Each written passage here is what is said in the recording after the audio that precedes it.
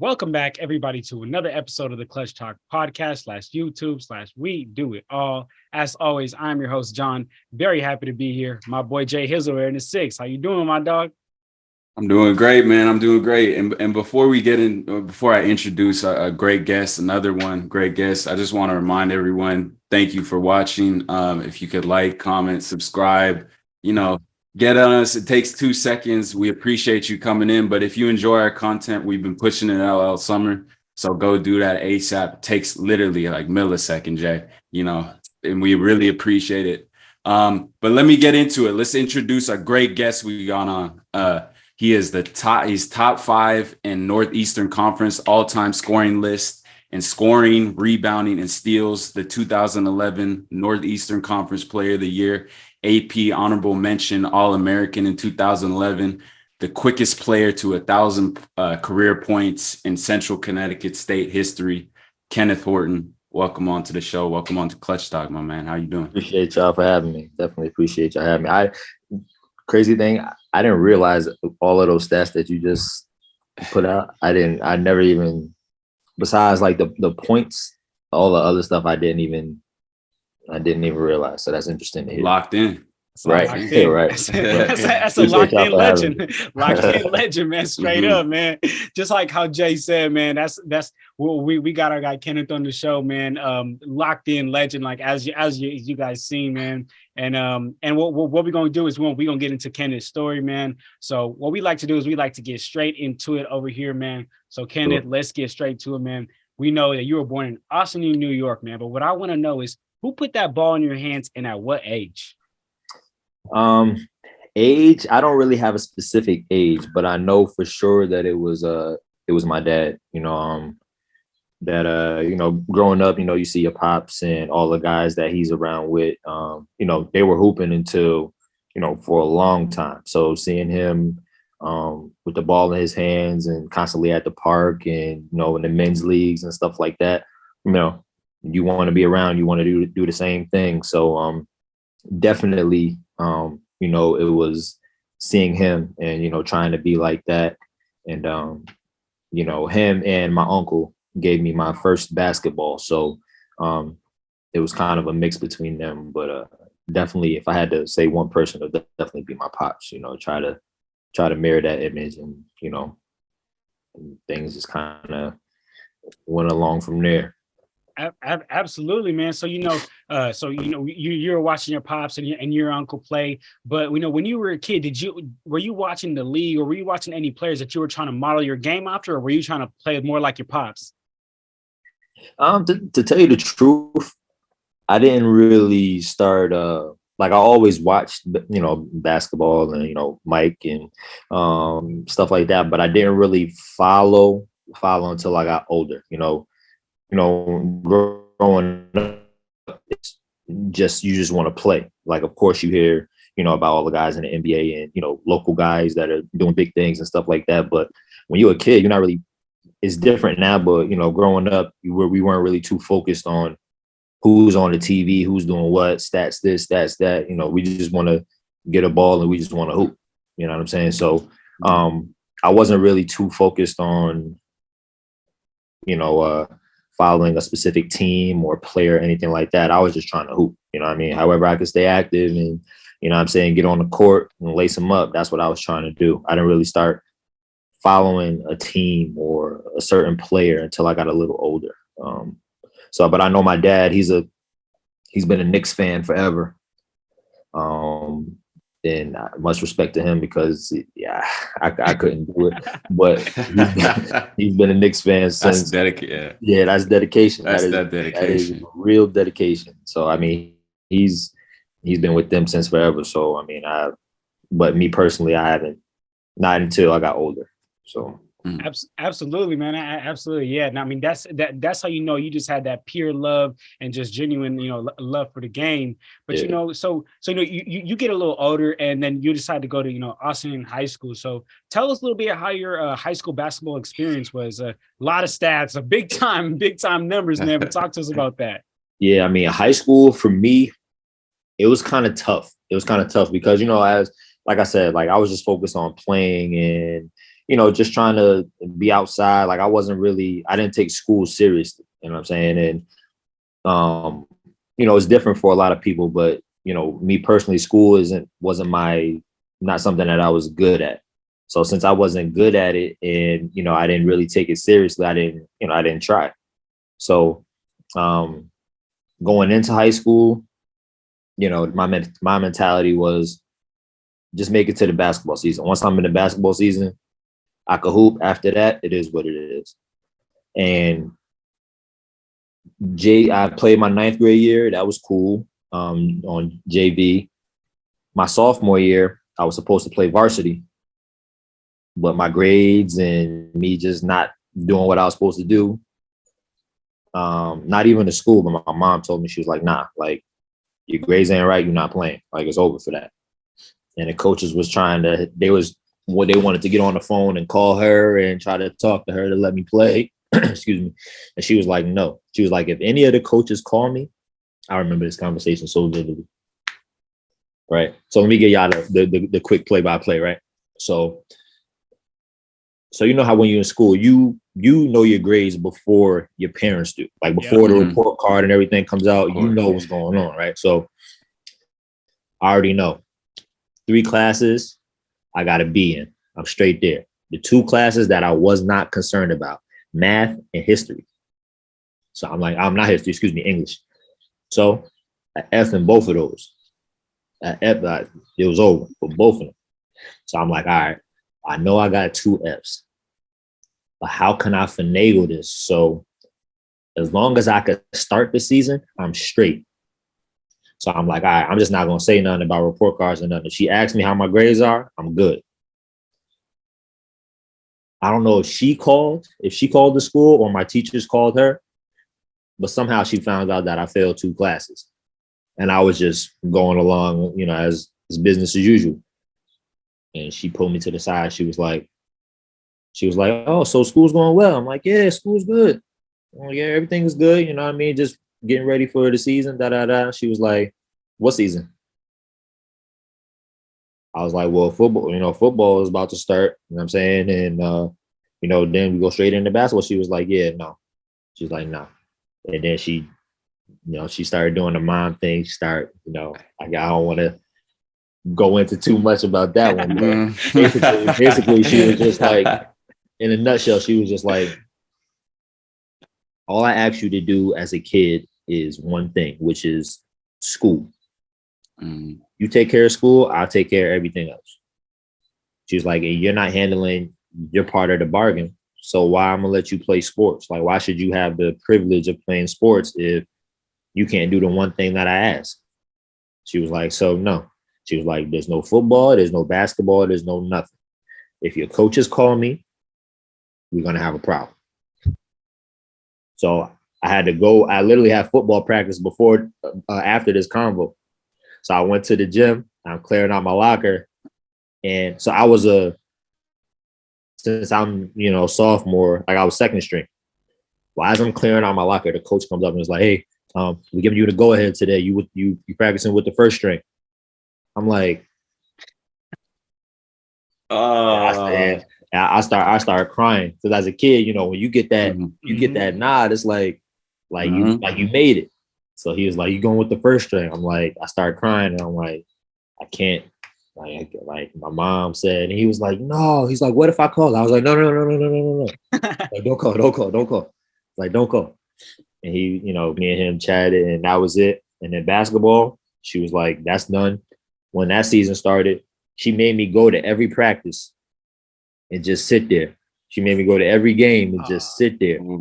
So I used to be crying, and I used to be, because, not trying to, whatever, but my team, they used to be getting smacked. So, and this is like, the varsity, my first year able to play varsity, they was getting smacked, and I'm just sitting on the sideline, and I had to go through a whole season of that, her yelling at me for not, doing my work and all of this. I was like, damn that. Like, I ain't going through this again. So after that season, junior and senior year, I was all good. And, I was able to get some looks. And, the rest rest just kind of fell into place after sophomore year. But the beginning of high school was rough. Man, do you I mean that's a crazy story and crazy beginning, I guess, to your career. But do you think, or do you know, sitting out those 2 years or however long it was, did that increase your hunger to, like, when you finally got on the court your junior year? I have a feeling that did a little bit watching Yeah, those for guys. sure. You know what I mean? Because, whenever you, and just like I was saying before, like you want to, the main goal, especially growing up, is to hoop. So when you growing up with all your friends every day, y'all hooping, y'all playing whatever sport it is, and then you can't because of whatever reason it is. For me, it was school. Sitting there and having to watch them struggle or watch them be able to do things that you can't. It fuels a fire. You know what I'm saying? And if it doesn't, then that, to me, that's just maybe not enough love or passion for the game. But for me, it fueled the fire because, I know, like, these are my dogs. So, like, if anybody's supposed to be out there with them getting after it, it's supposed to be me. And, like, I'm letting them down by not being there. You know what I'm saying? So it fueled the fire, man. And, I was able to pull my stuff together. And then from then I was just like, whatever level I take this to, if I'm not injured, I'm going to be on the court.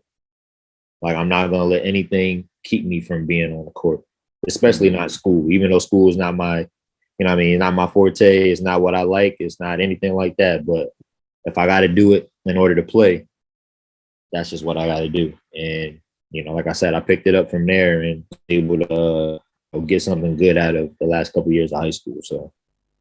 Man, absolutely. And Kenneth, I heard you say it added fuel to the fire, man. It didn't just add fuel, it added gasoline, because by your senior year, man, you averaged 23 points per game, 12 rebounds. You were named to all league selection 2 times, and you led your team to a 17-4 record. So, man, like that senior year, talk to us about how it felt, like that first game getting out there. Like, did you feel just like a monkey on the loose, just going crazy? Like, how was it? Yeah, it was, what's crazy. Like, we had such a squad, and, Ossining is not a big, it's not a big town at all. It's, in Westchester is a very small town or city, whatever you want to call it. So it's not like some of the bigger towns you have, White Plains, Mount Vernon, Yonkers and stuff like that. It's not big like any of those, but we had some dudes that could go. So, you playing, like I said, these are like my brothers. Like, we all grew up together. We know each other's game. And when we got on the court, it wasn't just like, it was fun. You know what I mean? It was fun. And me being like the head of the snake, it was kind of easy for me because I know that I got guys around me that if everybody's concentrating on me, they're going to go off. So everybody had to be like a one-on-one type of thing. So now if you're going with me one-on-one, I'm going to kill you. Especially my mentality in high school after missing 2 years, really, because I feel like I should have been on varsity since 9th. But after missing 2 years of varsity, I was like, oh, if anybody's standing in front of me, I'm about to kill him. And then I got a bunch of killers around me. Like, you couldn't tell me nothing. You couldn't say anything to me. I was going at everybody. And the guys around me made it easy. So I was just going out there like we in the park, just hooping. Sometimes you come up with 30, sometimes you come up with 25, sometimes you come up with 15 and 15, but we was smacking everybody. So I'm like, shit. However we gonna get it, that's how I'm gonna get it. I mean, but it was like that junior year, like that kind of set it off because, I played very, very well. And going into senior year, I kind of had it in my head, like, this is my team. You know what I'm saying? Like, this is my team. We're gonna go as far as I take me. You know what I'm saying? And I mean, we won our league.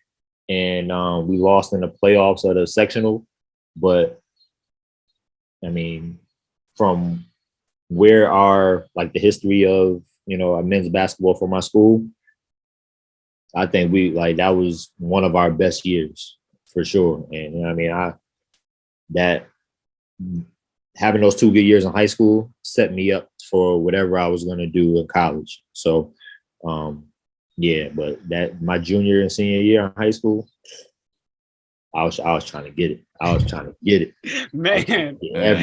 Man, yeah. I mean, clearly, we do some research prior to the episode, and I was looking at your numbers. You were definitely getting to it, man. So, after that successful junior and senior year, you end up going to Central Connecticut State University, man. And every time we have a Division I hooper on the pod, I never like to let it slide. I like to give you your flowers, man, because to go Division I is insanely hard, man. I mean, less than 2% of all high school athletes even go play Division I, let alone basketball, man. So, big hats off and flowers to you.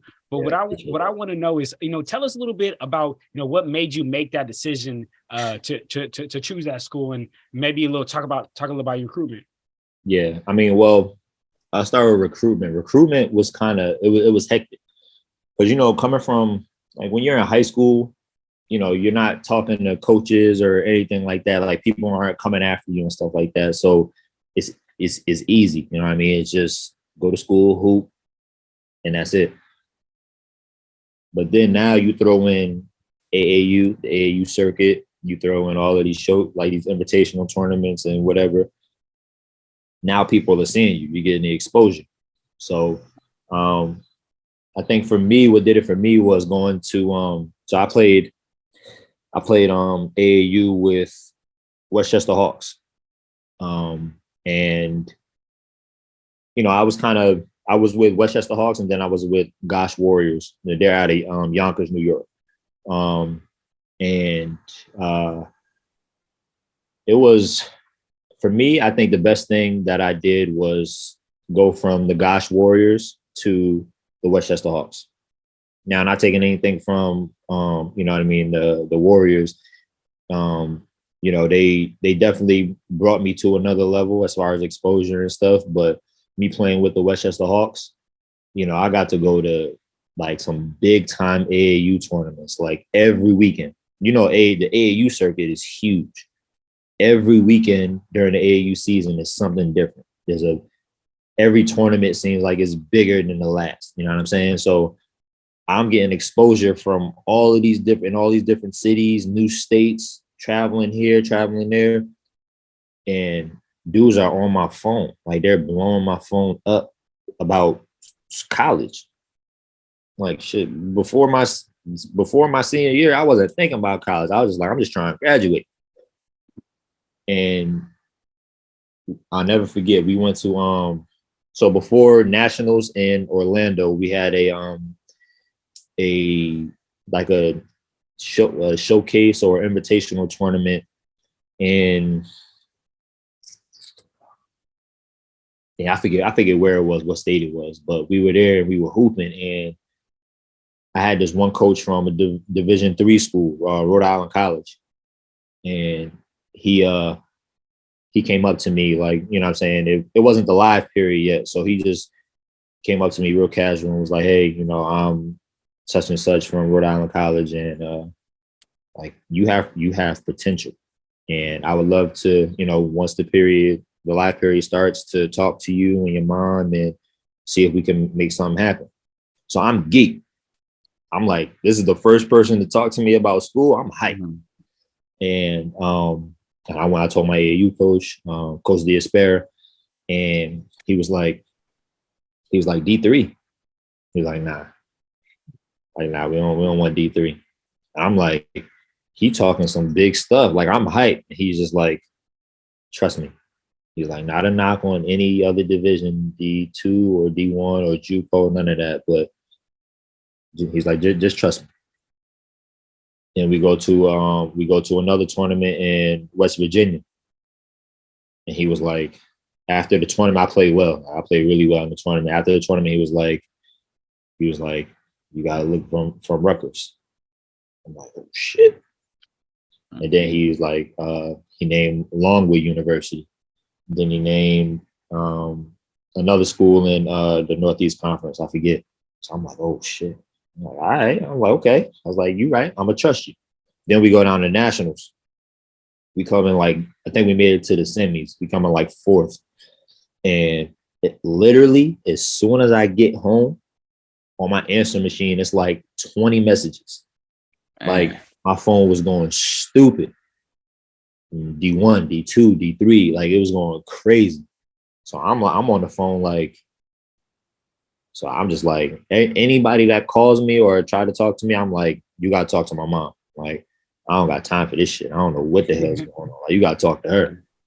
And she's new to it too. Like we going through this together. And we basically sat down and since I had a good amount of D1 looks, she was like, we have to figure out what we're gonna do. What are you trying to do? D1, D2, like what are you trying to do? I was like, shit.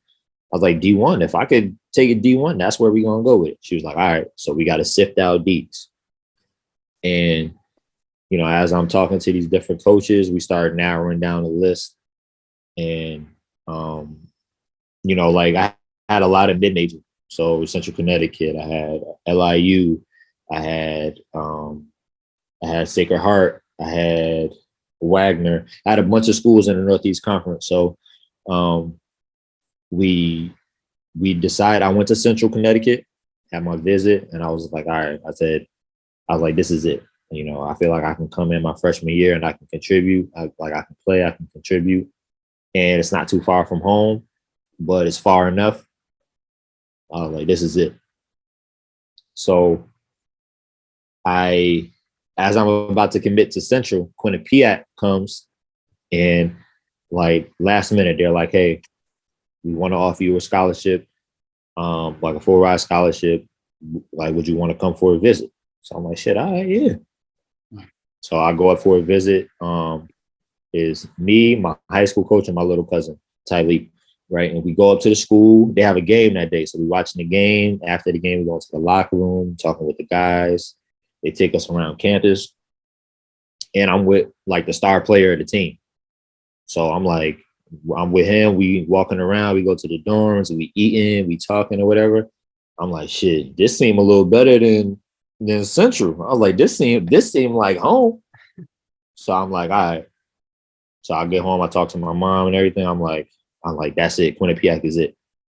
So I commit. I sign my letter and everything. I commit. Right after I commit, the coach gets fired. So since he got fired, the new coach came in and he was like, he saw me work out and he was like, I honestly don't really see you playing until like your junior year. So he was trying to put me on the shelf before I even got there. He was trying to shelf me. So I was like, hell no. Like I told him, I was like, nah, like no. So I opened my recruiting back up and I had no looks, none. So I was just dead in the water. I was like, I already basically decommitted from this school. Now I don't have shit. Like I'm just dead. And then it was like towards the end of the AAU season. My coach called me back up. He was like, hey, we're going to a tournament in Philly. We got a couple more tournaments, but it starts in Philly. Are you trying to play? I'm like, what time do I need to be there? Like, just tell me what time. So he came, he picked me up. We went down to Philly. I killed it. Then we went to a Rumble in the Bronx tournament. I violated everything. And then a week later, Central Connecticut calls me back and is like, coach is like, we still have a scholarship open if you want to come back up and, you know, talk. And I was like, I accept. He was like, okay, but, you know, come back up. And so we were talking, him, and my mom. And, you know, just he's the one that really sold me. Like after all of that other stuff, when I was talking to Coach D, you know, he was just like, you know, he's like, I'm not going to give you anything. Like how much you play and where you take it from here is on you. I'll guide you, but the work you put in, your character, your attitude, that's on you. So I was just like, I got back in the car and I told my mom, I was like, all the other stuff aside, all the BS aside, like that's where I need to be. I was like, he's not going to just let me slide. He's going to hold me accountable. If I'm tripping, he's going to tell me. And that's what I need at that point. That's really what I needed. Because you get it from your parents, from your mom, from your pops. But when you're away, it's different because you got that freedom. But when you got somebody that's going to hold you accountable and getting your ass when you need it, that's different. And you know what I'm saying? He definitely helped me down my time in school, and he definitely molded me into a better player, better man all around. He definitely has his fingerprints on my life for sure. And you know, that kind of started my whole college experience. Okay, absolutely, man. I mean that's honestly a crazy, recruitment story. That's how you keep believing, you keep going. You know what I'm saying? And who knows what would have happened, if you didn't have the passion that you did for basketball and you didn't go to that tournament in Pennsylvania and then over there and violated in New York and all that, man. But so then we get to your first year and you come out with a bang, man.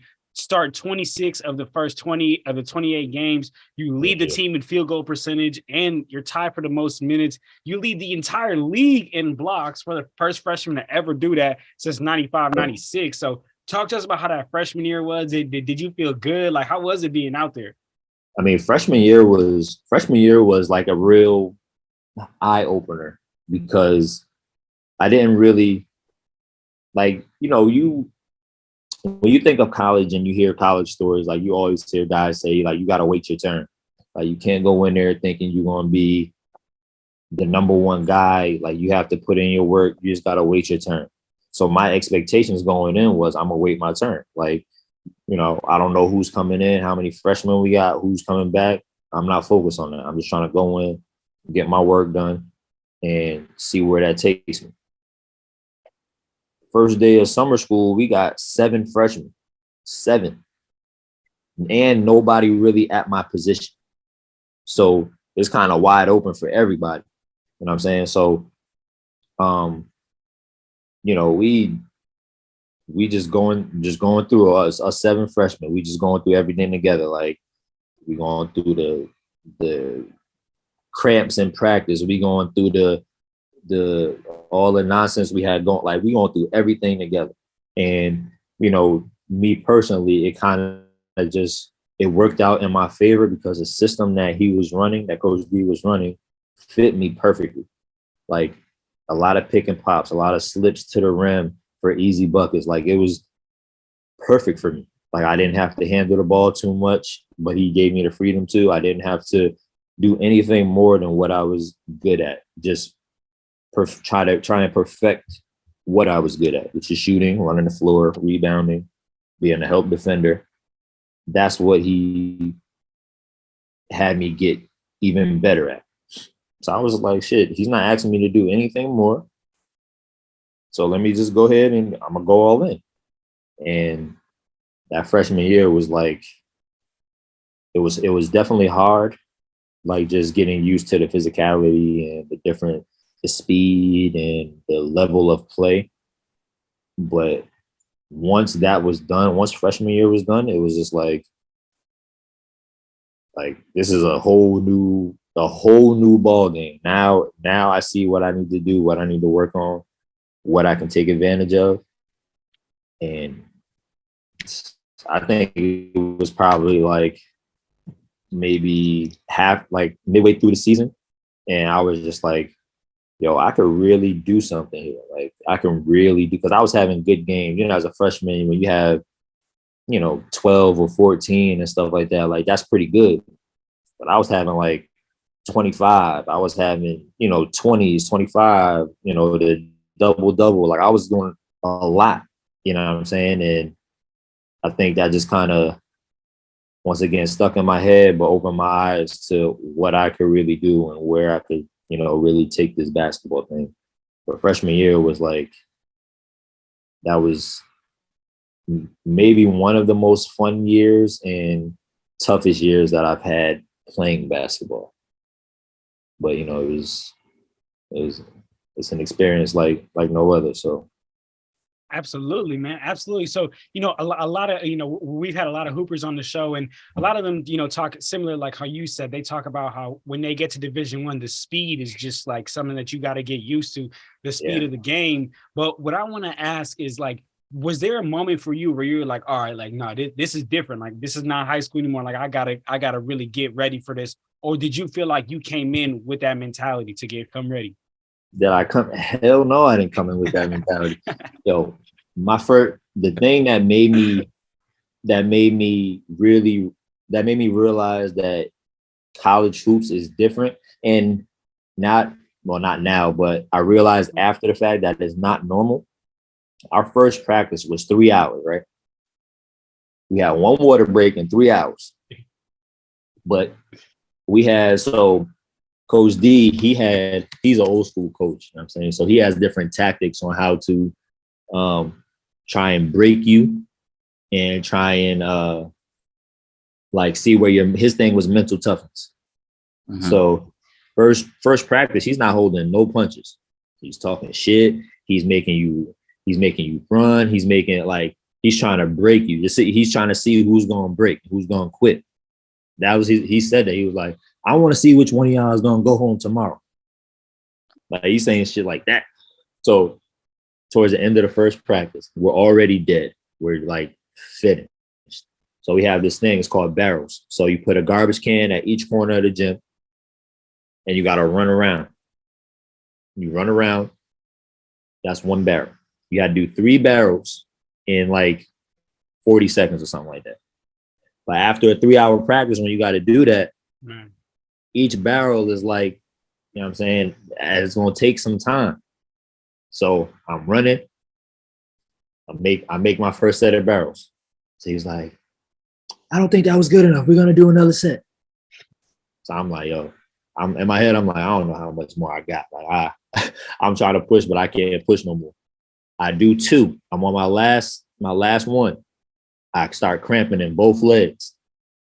Both legs, I'm cramping. Like, when you get them Charlie horses in your legs, there's no type of running or nothing. Like, you just gotta let them things. You either gotta stretch or you just gotta let them pass. I'm after the first barrel and my joint is cramping. Mm-hmm. So he got the clock going. He's like, I don't know if he's gonna make it. I don't know if he's gonna get it. So I'm like limping around, like I'm falling on the ground, I'm crawling. I get to the last joint. I'm like, yo, I was like, there's no way I could walk. So I'm like doing an army crawl to the finish line. The clock is already done. Like I didn't make it. I'm doing an army crawl. And he's like, as soon as I passed the last barrel, he was like, he got it. He got it. He's hyping everybody up. I'm sitting there crying on the ground, like my legs is cramped. And then after the practice, we had to go to the weight room. So I'm like, yo, what? Mm-hmm. So in my head, I'm like, yo, we doing weights after practice? Like, what? Like that, like going into college, I was like 6'6", $170, soaking wet. Like I was light. I was real light. So I'm like, yo, we got to go into the weight room. And our strength coach is just as bad as Coach D. Like,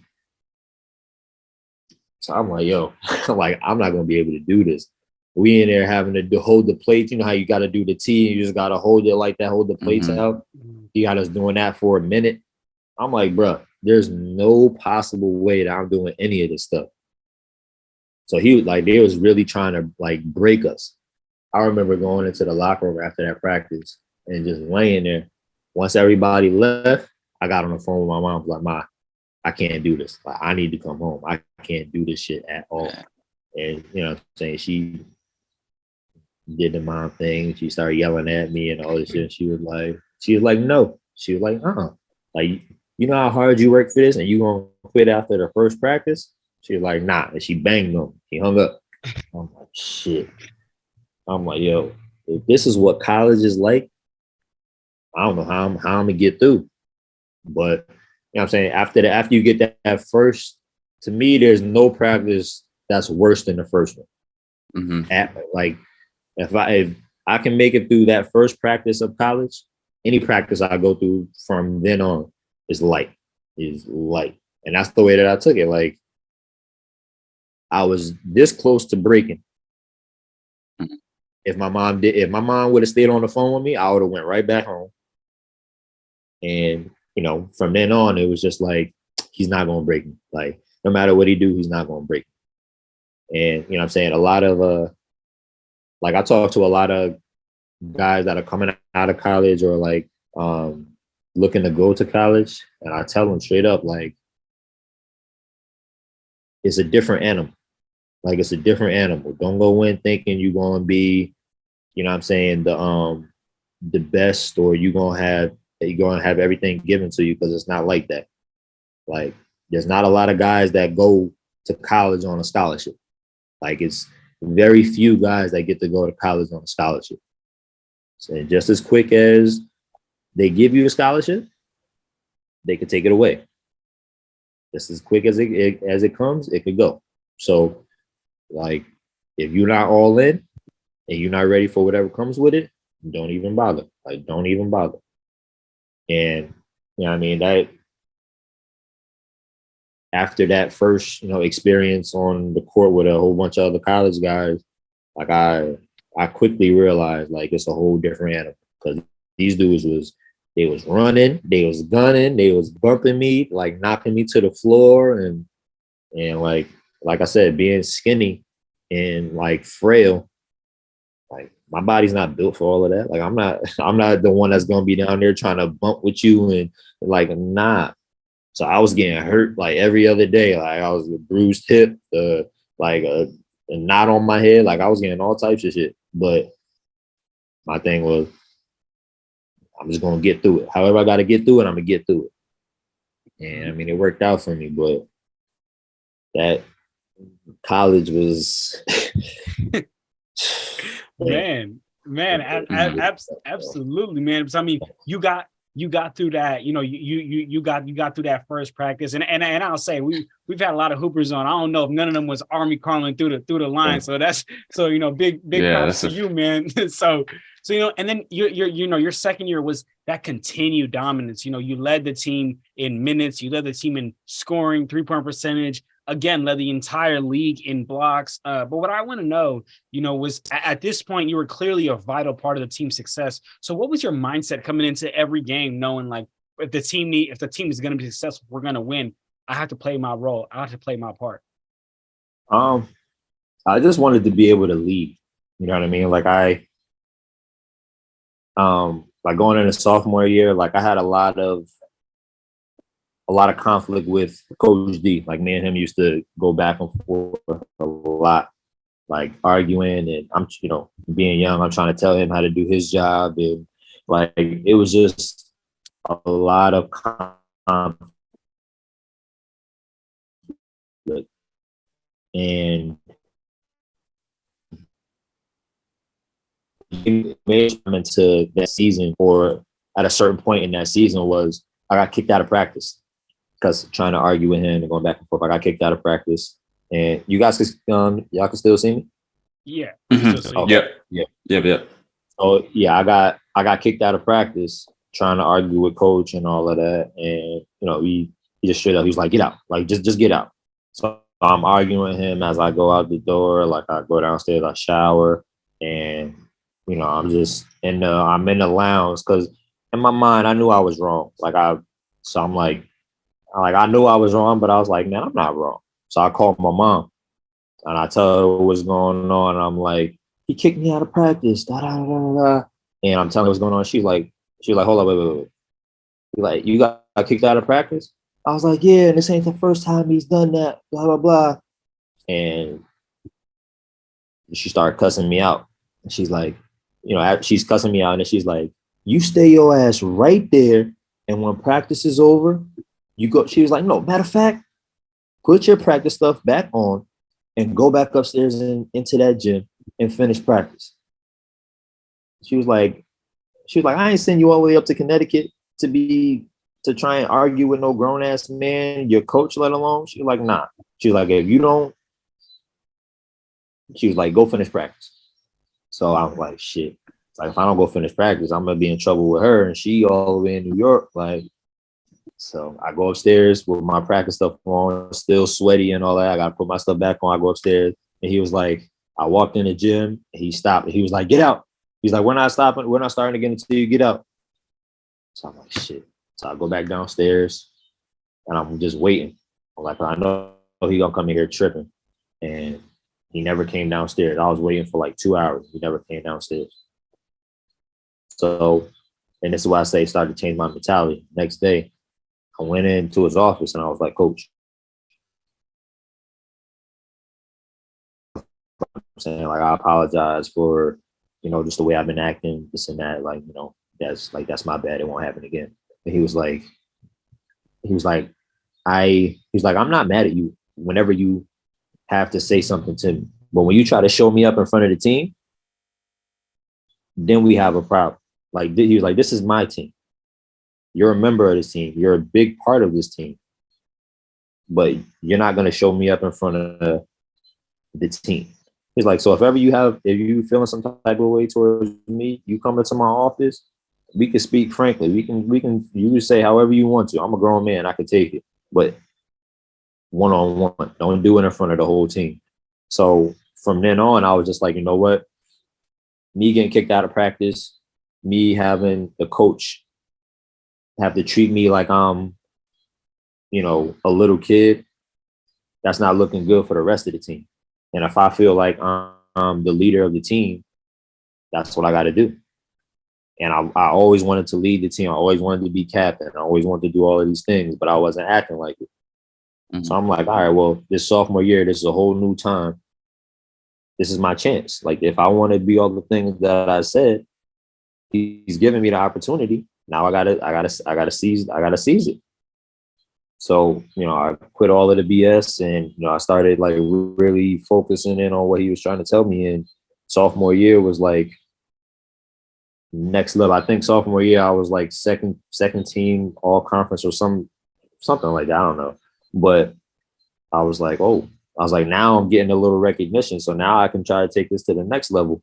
And you know what I mean? It was just all about growing mentally, like maturing. You know what I'm saying? Mm-hmm. And in the beginning, like, I wasn't mature at all. I was just trying to get it how I always got it. Just hoop, and whatever comes out of that, that's just what it's going to be. But it's a lot that goes into it when you're dealing with other grown men and different personalities and stuff like that. It's a lot that goes into it. But sophomore year, I was just trying to lead, bro. I was just trying to lead. I knew what I could do on the court, but just trying to lead that was the biggest thing to me, because I knew if I could lead, the team was gonna be successful. Mm-hmm. And was that a little bit of like humble pie? I know you talked about getting kicked out of practice, but even the fact that you were talking about earlier, and John had alluded to it earlier, about when guys come in their freshman year, they're not shooting the field goal percentage. They're not leading the league in blocks. They're not doing all the things you accomplished in your first year. And yeah. I'm sure you're feeling like a big headache coming into that sophomore year. And that was some humble pie you had to have. Was that kind of something that happened, and then you started knowing, like, with my skill, the way I'm playing, the level I'm playing at, I have to lead? Or what kind of was it after that? I wouldn't really say it was, I mean, in a way it was humble pie, but mm-hmm.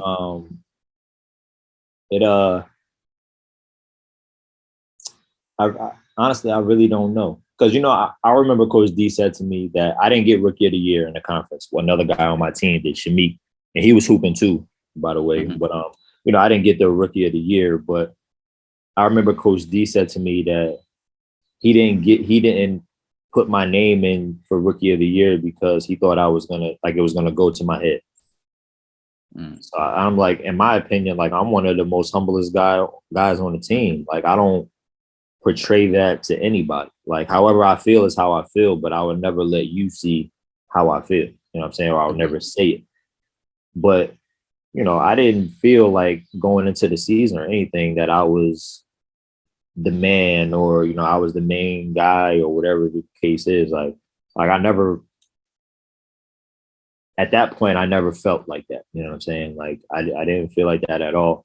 And I just think that And the way that it was humbling was the way that my attitude was, even though I didn't feel like that, the way my attitude was coming off was that I was hot shit. Like that's how I was coming off, was that I was hot shit. So, you know, not just Coach D, but the other coaches, they had to like really tell me to relax and to chill, because I was like, in a way, I was kind of walking around like I was going to the league type shit. You know what I'm saying? Like I had that mindset already.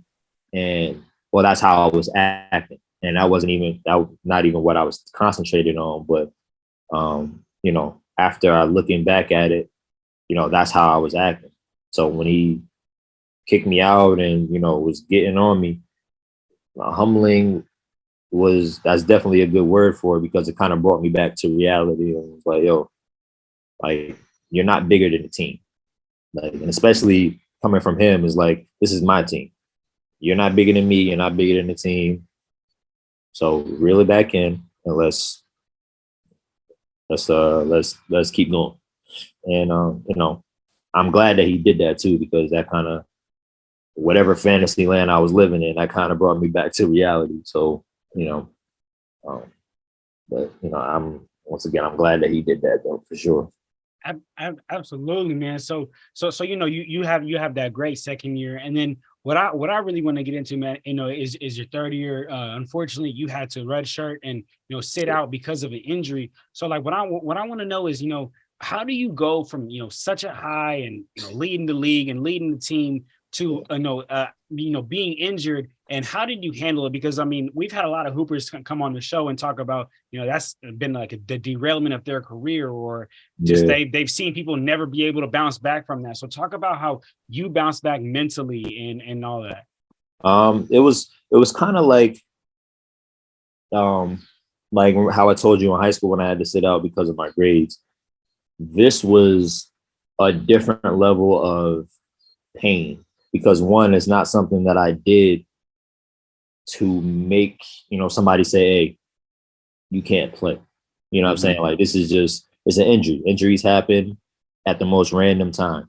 And I think this was like a ongoing injury that just got worse over time, until it was just like, I can't walk. So like, it's like, I have to get it taken care of. And, you know, it's my hip. So, you know, if you don't have a hip, can't do nothing. Yeah, you can't do shit. Yeah. So, you know, so I had the hip surgery and I was out for the season, but having to sit there and watch the team, like, they really struggled. They really, really struggled my redshirt year.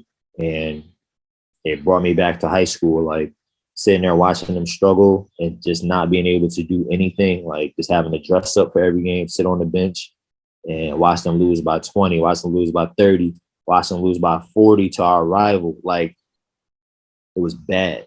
So I used to like go to the gym, just sit in the gym and just, you know, just ball in my hand. Sometimes I'd cry, sometimes I'd just be dribbling, you know, and just trying to get my focus back right. Cause I'm like, yo, once I'm able to go, I'm going. And once I get back on the floor, I'm going to kill everybody. Cause my mom kept saying, she was like, this is the hardest time that you've had to face in basketball. Grades aside and everything else aside, this injury is the hardest thing you've had to face thus far. How are you going to bounce back? Are you going to let it throw you off? Or are you going to come back better than ever? I was just like, that's why I always say, like, whenever I have to sit out for whatever reason, when I come back, I'm going to kill everything. And that was just my mindset. Like, all right, people think I'm not going to be the same because of my hip. Let me show you. In my junior year, from the very beginning, I showed everybody, like, yo, yeah, I had to sit out a year. That's cool. Y'all got y'all laughs. Y'all beat us down. All right. But now I'm back. We're not going for none of that. We're not going for none of that. Man, none of that. Like, none of that. Like, if we could visualize the word none of that, that's exactly what you did, man. Because you returned so dominant. You were named the conference player of the year. You led the league in double doubles. You led the league and your team in scoring. and blocks, and you were named the team captain. So kind of in that same light where I talked about how do you go from such a low to a high, talk about how you feeling now. You went from a low right back up to the high. Yeah. Getting to that point, the team captain, which is what I ultimately wanted since I got to Central, to being team captain and then getting the player of the year after taking the year off. Like, I was on cloud 9. I think that carried me through until I left school. Like, I was on cloud 9 because, just a lot of guys, like you said, they don't come back from injury. Like, whatever injury it is, a lot of guys don't recover, whether it be physically or mentally, they don't recover. And for me to be able to recover in both aspects, physically and mentally, I'm like, yo, I'm on top of the world. Like, I'm hooping. My team is doing well. I'm doing well. Like, I'm in a better headspace. Like, school is going okay. You know what I mean? I'm good. Like, I don't got to worry about school. I don't got to worry about, I don't have, everything is on going up. Everything is going up. So I'm like, yo, I got everything that I asked for and then some.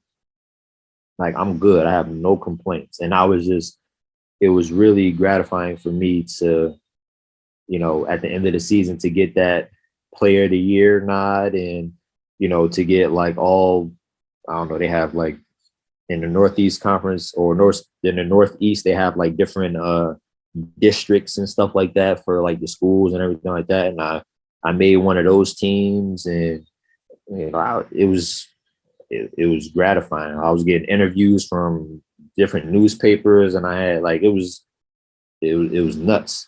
And I was just like, I'm embracing everything. It's like however it comes. Like, I'm not getting too high, but I'm just like, this is what I worked for, and I worked hard to get back here.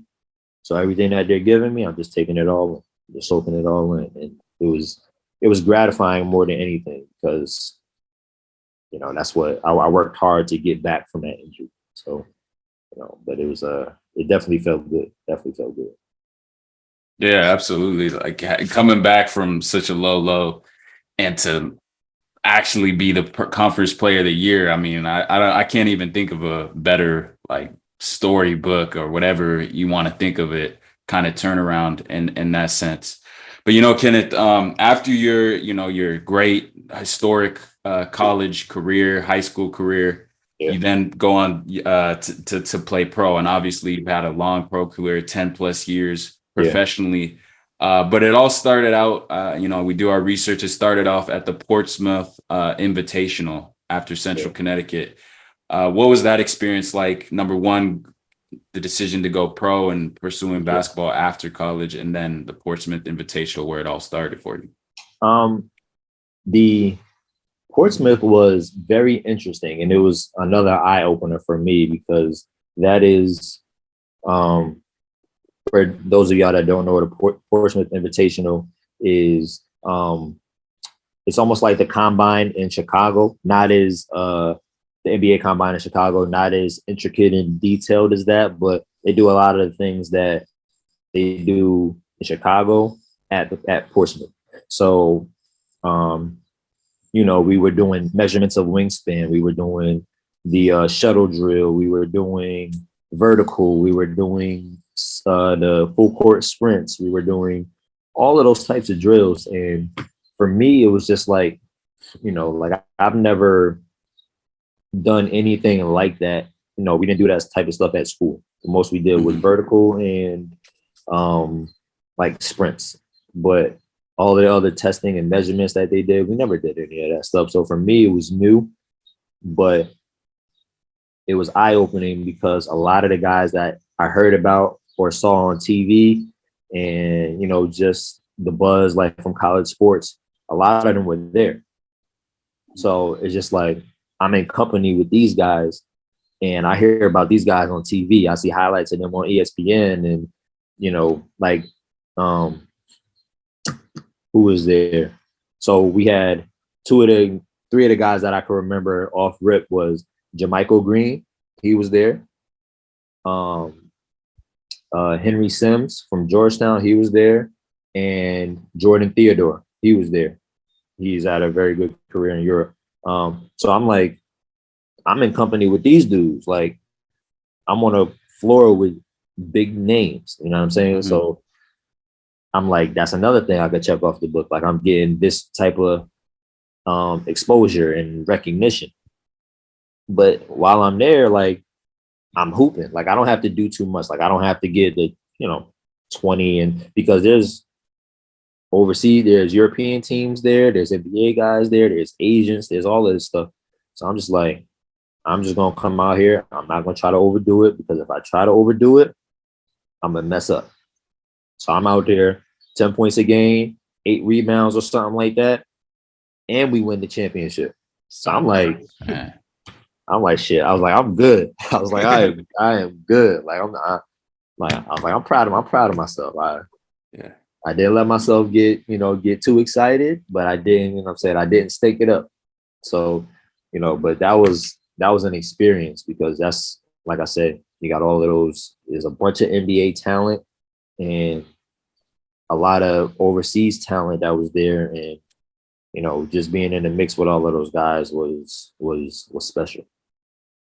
Man, yeah, no, that's incredible experience, and they all those, you mentioned all those guys, but they also got to play with Kenneth Horton. We can't forget what you've done to that point, man. They shared the floor with you, so we can't even remember that, because you accomplished a lot to that point, for real though. So, but moving on from the Portsmouth Invitational, that's where you got your first offer and opportunity to play in France at Olympique. I'm gonna butcher the name, Stade Olympique.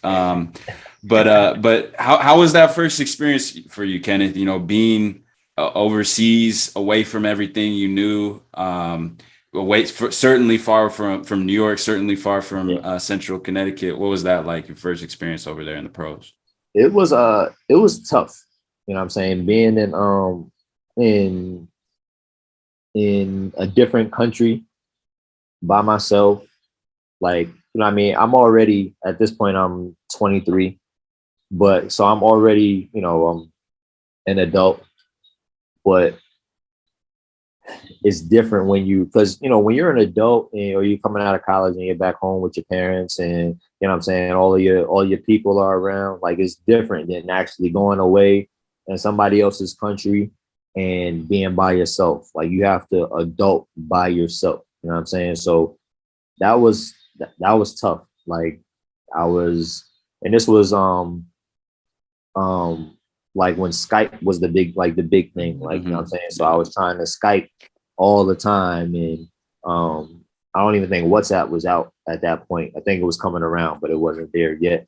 So it was like I was just trying to figure out a way to stay in contact with my family and my friends, and it was tough. But what I'm saying, I had some OGs on the team that gave me a lot of game, and they they kept me sane, and they kind of took me under their wing my first year. It was an experience. Like, I had a pretty good first year, an okay first year. But I ended up getting released though. So I ended up getting released halfway through the season. So that was a little blow to my confidence. But that first year definitely taught me a lot about the European game, and how it's business. It's business. It's business before anything, and that definitely opened my eyes to that. Yeah, and that's like one of the biggest changes we hear from a lot of the pros and players that we've had on, because you don't realize that, especially before, if you're not exposed to the professional game and professional level of it being a business. You're not doing this anymore for your school or because people are feeding their family off that. So that's something you got to learn early on. Yeah. But on that note, then, you talked about your first year being cut and everything. And then I know I think the same year you played at Cyprus, was that in Greece? Yeah. So, but what was your first welcome to the pro moment, other than, changing teams halfway through your first year? What was that? So many. I remember this perfectly. So while I'm in France, we're playing a team in Antibes. So it's south of France, and they got a dude, Tim Blue, tall dude, lanky forward. At the time, he had long dreads or whatever, and he was like the big name in Pro B France. So in my head, I'm like, all right, this is the big name. Well, shit, I got a name too, so I'm about to go out there and I'm about to go at him. Man, this dude, he gave me everything. Everything. I think he gave me like 35. Like, he was killing me. Anything I tried to do, I counted for it. He was torching me, and I was just like, I don't know what I can't do nothing with this. Like, this is just one of them nights. He was killing me. I think to finish off his night, he like gave me a cross. He's left-handed. He gave me a cross right to left and went down the lane. And I was in my head, I was just like, yo, I hope coach takes it out. I hope he takes it out. just end it. Just end it. But that was my like welcome to the pros type shit, because that was bad. Yeah. that was bad. Very bad. Man. As soon as you said lefty, I knew it was a problem. Lefties, for some reason, they're always the hardest to guard because it's unorthodox, right? You're used to guarding someone who's right-handed, right? It was so bad, and I was just like, yo, I know what he's gonna do. I know what he's gonna do, and every time I was like, I got it. He just switch it up and do something different. I'm like, God damn, man, he's making me look bad. He's making me look very bad right now. Mm-hmm. But that was definitely my welcome to the pros. Man. And then on the flip of that, I know there's always some highs and lows with that. But what was kind of a high for you over there in Europe and throughout your career? I know you've had a few of those. Yeah, I mean, a high. Mm-hmm. I think my highest. Well, I'll just do on the individual level. I had So I think maybe, I don't know if it was year 6 or 7 when I was in Bonn against Berlin.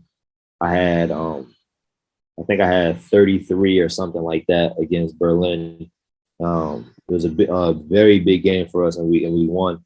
That was like because it's Berlin. Like, Berlin is like, everybody knows Berlin. Right. So for me to, to be on that stage and to perform the way I did, it was like, once again, I was on cloud 9. Like, that was definitely one of my best performances individually.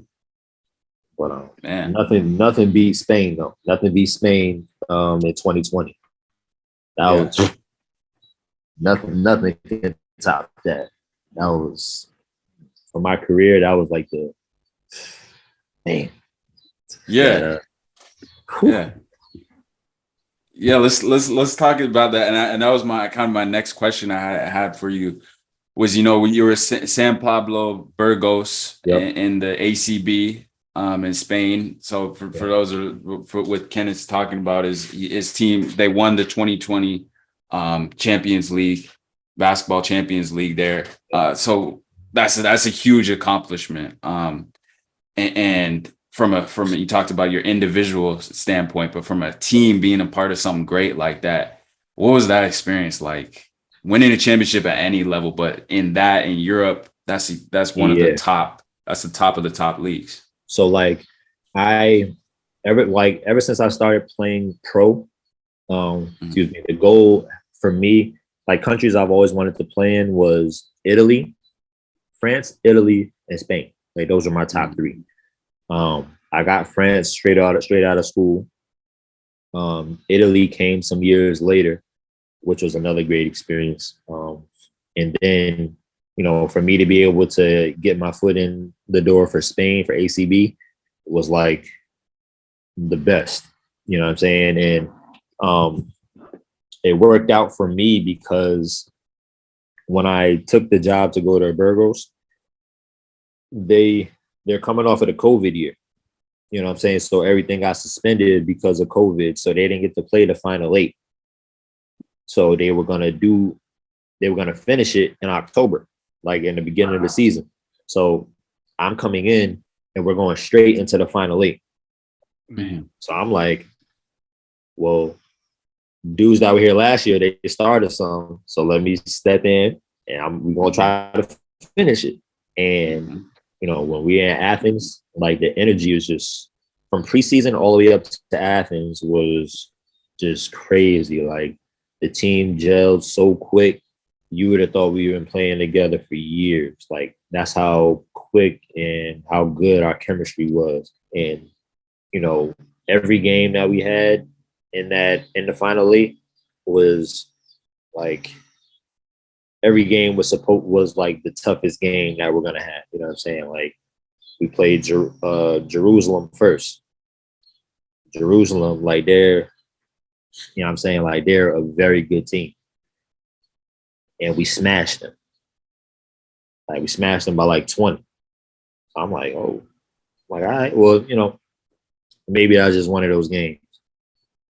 Then we played Dijon from France. I don't know. I don't think we smashed them, but we beat them by like, I think like 10 or something like that. But we beat them. So I'm like, okay, like we got some here. Like now this championship game against Ike. For those of y'all don't know, Ike is one of the teams in Greece, in Athens. They got a big team. Like their team is nice. They got a lot of big names, but we beat them by like 15 in the championship. Like, and like I said, they got big names. They got Tyrese Rice. They got Zizis. I think that's how you say his name. He just retired, but he's like a Greek legend. They got a bunch of dudes that could go, and we beating all of these guys, like not easy, but you know what I'm saying, like we're beating them by a good amount. So we start off the season with a chip on a big stage. So like after we won that, like as a team, we kind of got together and was like, look, we got something special. We need to carry this through the whole season.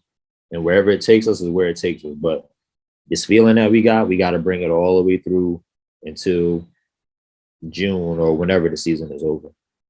And, as a player, like you said, winning a championship is no small feat. You know what I'm saying? So, that's something that you'll have forever. But when you're able to do it as a team on a big stage, that's like the best feeling in the world. The best feeling. Yeah. And, it was, for me, that was just like, I'll be able to talk about that forever. So that's Absolutely, man. Absolutely. So, we talking about, you're on the court success and all of that, but, for the people out there listening, there's like this misconception. I think it's along like kids more that they just think that, if I don't make it to the NBA, I'm just going to go overseas. And they just kind of think that life is just so like easy. And it's just like how living in the States. So if you could like kind of, shed some light into the difficulty of being in a country where you don't speak the language, you can't even go get some milk. People may not even like the Americans too much. Talk a little bit about that, like off the court stuff. Yeah, man. Like it's tough, man. It's tough. Cause like, to be honest, before I started playing overseas, I didn't really see that as an option. You know what I mean? So like you're talking 2012, when I left school, when I graduated school, I didn't think about overseas. I thought it was NBA or nothing. You know what I'm saying? Like, and that's far from the case. But for anybody, please listen to me. For anybody that thinks that going overseas or playing pro in general is easy, or however you guys look at it, it's far from it. Far from it. Like, just like you said, you got to take into account, you're going to a country that's oceans away. You're already away from your family. Then you got to think about the culture shock, different foods, different kinds of people, because everywhere you go, people aren't welcoming. You got language barrier. Like there's all of these different things. Like I was fortunate enough to, in the beginning, to go to France, where people are pretty nice, and enough people spoke English to where it wasn't, really tough for me. But you got guys that come out and they go to, there's no shade to any of these countries, but they go to Lithuania, they go to Romania, they go to Russia, they go to Ukraine. Maybe not now, but they go to Ukraine. Like, you know what I'm saying? Like, they go to these countries where the Eastern European countries where at the time or certain times people aren't as welcoming as other countries. You know what I'm saying? And a lot of these countries is dark, it's gloomy, it's like it's different. Like when you're in the States, you're home, so you know how to move and you know what you can and can't do. When you're overseas, you're just basically thrown into the mix. Like, okay, you're here, here's your apartment, here's your car, practices at 10 o'clock, see you then. And that's it. So like me, like I was in a situation, my first year, I didn't drive stick shift. A lot of cars over in Europe, maybe now maybe they give you a choice. I didn't get a choice then. They gave me a stick shift car, a manual car. They put me in a car and was like, this is first gear, second gear, third gear, so on and so forth. You need to use the clutch. And left. Man, that's tough. Yeah, right. You know what I'm saying? So I'm in the car driving. I'm trying to switch gears. I'm stalling out. The car is just rolling. Yo, let me tell you, I got into the car, right? Where I got the car into my apartment was like maybe 5 minutes away. It took me 40 minutes to get home. And on my way home, I almost ran over 3 people going through a crosswalk. Oh man. I'm like doing the gears and then the car stalls out. So when the car stalls, it keeps rolling. Like that bitch roll right through the crosswalk, like roll right through. I'm in there sweating, my back is sweating, my shirt is all drenched. I'm like, yo, just please just let me get to the crib. I get to the parking lot, I left the car there for like a month. I was like, I'm not touching this shit. Like I gotta find a different way to get to wherever I'm going. I'm not getting in this car. But it's things like that you gotta take into consideration. Like nobody's gonna be there to coddle you, to baby you. Like you gotta figure things out. Like now it's a little easier because you got you got GPS and you got the FaceTime and WhatsApp and this and that. We got all of this stuff now, right? Imagine guys that was playing back in 2005 or, what I'm saying, way back when. They didn't have no damn GPS. They didn't even have MapQuest. Like, you know what I'm saying? So, like, we got all of this stuff now and it's still difficult. Like, there's a lot of things that go into it that people don't realize. And sometimes it kind of pisses me off because they think that because we're athletes that everything is easy or things are given to us. Like it's just, and I'm like, yo, that's far from it. Like far from it. Like I know dudes that had to really get it out the mud and get it from the bottom. And now they're doing very well for themselves and their family, but they had to go get it. Like it wasn't given to them. So for people to have that misconception and that kind of view on it is, ridiculous. To say the least. Yeah, absolutely, man. Ridiculous, man, for real. And we appreciate for shedding some light into that. And I hope all the family out there listening, if you didn't know, man, now you know. But man, so Kenneth, we've talked about your career coming all the way from New York, up to your pro career. But what we want to know, as we start to wrap up here is what's next. What can the people expect next from Keneth Horton, and what's in the horizons? Now I'm just trying to since I for those of y'all that don't know, I was out all last year because of my ACL. I tore my ACL and my meniscus last year, so I took a year off. Just trying to get my body right and stuff like that. But now I'm just trying to get back into the swing of things. I'm trying to get back on the court. I'm home now, but I'm working out, just trying to wait for the next deal. Oh, thank you. My wife turned on the lights. But yeah, for the most part, I'm just trying to keep basketball going as long as I can, providing I stay healthy and things like that. But I do got some things in the work as far as my brand. My brand is Kiss the Tray for those of y'all that don't know. Trying to get my athletic brand off the ground. So I'm gonna be putting in some work on that, within this next year. And, I'm trying to make a couple of moves with the brand, real estate. So I got a couple of things going, but I gotta, while we're able to do it, you got to keep trying to make moves because basketball doesn't last forever, man. So you got to kind of, transition at some point and figure out what's life after basketball. So that's really my process now, is trying to figure out what's next. Absolutely, man. Absolutely. And man, and if history repeats itself, you got a big bounce back season coming this season, because every time an injury has happened, it's been the biggest bounce back. So so going off of that, right?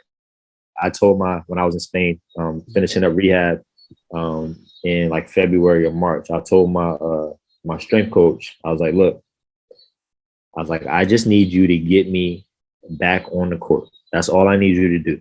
If you get me back to where I can lace them up and get back on the court, I'm going to take it from there. Because I promise you, wherever I go, whatever team I play for, that league is in trouble. That league is in trouble. He was just like, I got you. And, I was able to go to Puerto Rico in June and, get back on the court and play some games down there and get my feet back under me. But this next season, watch out. Watch out, man. Watch out, man. Watch out, man. Exactly. I love that. I love that, Kenneth. I love that, man. So then, Kenneth, one of the questions that we really ask all the hoopers, that come on the show is if there's some little kid out there listening, if they're high school, college, whatever it is, some kid that's trying to, have a successful career like you, some trying to set records and set history in high school, college, and have a successful pro career, what would be one piece of advice or something that you would tell him, or even to a younger Kenneth? Oh man, this is tough. Actually, I kind of think about this all of the time. You know what I mean? Because sometimes it varies. But I think one thing that remains the same for me in my answer anytime I'm asked this question is to stay consistent and don't take it for granted. Don't take it for granted, because just like I said before, as quick as things come to you in this game, they can be taken away. And we've seen a lot of stories where, guys take advantage and they try to cheat the game and cheat the process, and it goes left. So put in your work, stay consistent with your work, but don't take it for granted. Don't take it for granted, because it can be gone in an instant. And, I think if a lot of guys took that approach to it, in a lot of different situations, things would be different. So just, stay consistent and things would be good. Things would be good. Absolutely, man. Absolutely. And then, while you have a platform, I did want to ask, Kenneth, I know you have the Kiss the Tray brand, but is there anything else that you want to shout out? Anybody that you want to shout out, while you have this platform and this opportunity? I mean, there's a whole lot, but I'll just go for this past year. This past year has been tough, with injury and not working and stuff like that. But along with my wife and my daughter, my family has definitely held us down, held me and my wife down, and making sure that we're all good. And as far as my rehab and whatever else we need, they definitely stepped up and helped us. So for that, I wanted to just say I appreciate all y'all, and it's it definitely doesn't go overlooked or unnoticed. So I appreciate y'all, and next team that I go to, be ready. It's on. It's on. Y'all just remember that. It's on. It's on. Yes, sir. Man. Yes, Heard it here first. Jay, my brother, do you got any last words for Kenneth and the family out there?